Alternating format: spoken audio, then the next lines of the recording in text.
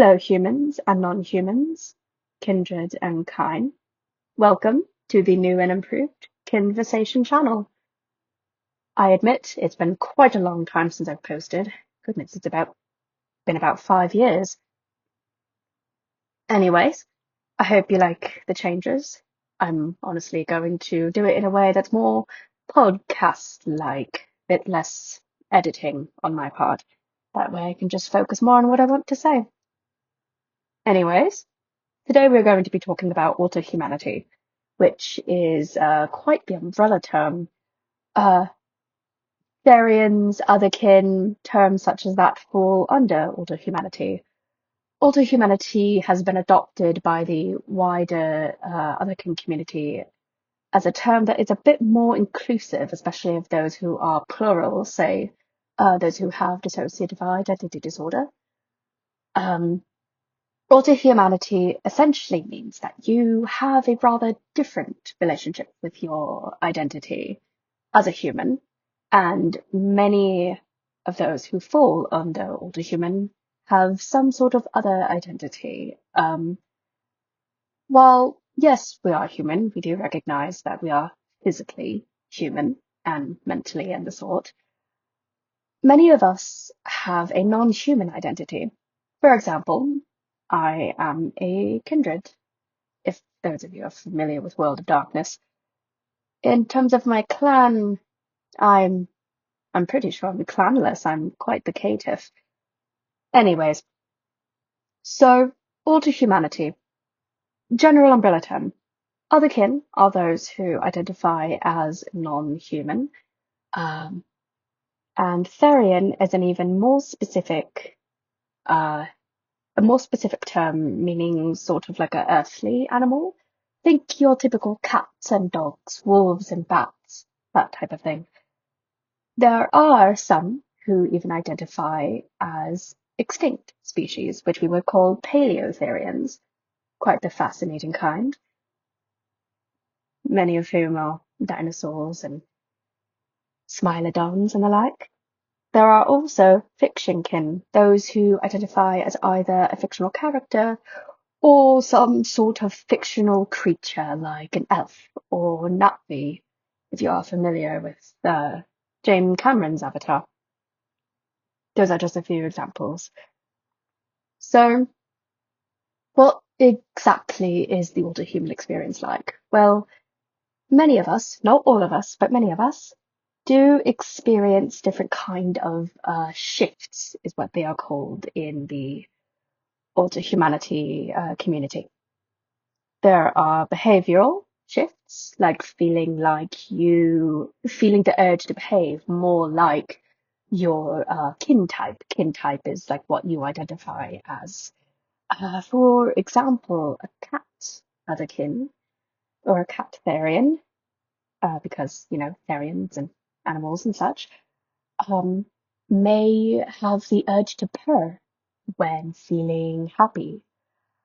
Um, a wolf may feel tempted to howl, etc. There are also mental shifts where your mindset is a bit more similar to your identity. Hmm, just had to take a sip of water there. There are also dream shifts. Many older humans have dreams where they take on the form of whatever it is they identify as. For me, I generally have mental shifts during a dream. My body, my dream body is still human, but I often get into the mindset of my kin types. There are also phantom shifts. Think kind of like a phantom limb. Many, not many, some older humans feel as though they might have a tail, or they might feel the twitch of ears. Some feel wings, but they're not physically there. It's kind of just it's like it's like the brain, puts it there, but it's not like really there. Um, Now, I will get into a controversial topic, which are physical shifts. Those do not exist. There are some who believe that they can physically become their kin type. This is not the case. I think this may be related to clinical lycanthropy in some cases, but that is something that would qualify, I believe, as a delusion. Most of us do not believe we can physically shift. We understand that we are human physically. So those are some of the things that an older human might experience. Not everybody experiences shifts, but many of us do. There are also different activities and bits of older human culture. For example, a lot of people will wear gear. Gear is think like your little fur tails that people would wear, or sometimes people wear collars, or say if you're an elf, you might wear some elf ears. People might wear t-shirts. Anything that kind of makes them feel more comfortable in the human body, despite the general disconnect that can happen. For those of you who are on TikTok and maybe certain sides of YouTube, I believe this is way more popular on TikTok, but a lot of older humans have taken to doing quadrobics. This is basically like physical activity on all fours. People will jump, people will run, just generally using all four limbs to run like many animals would.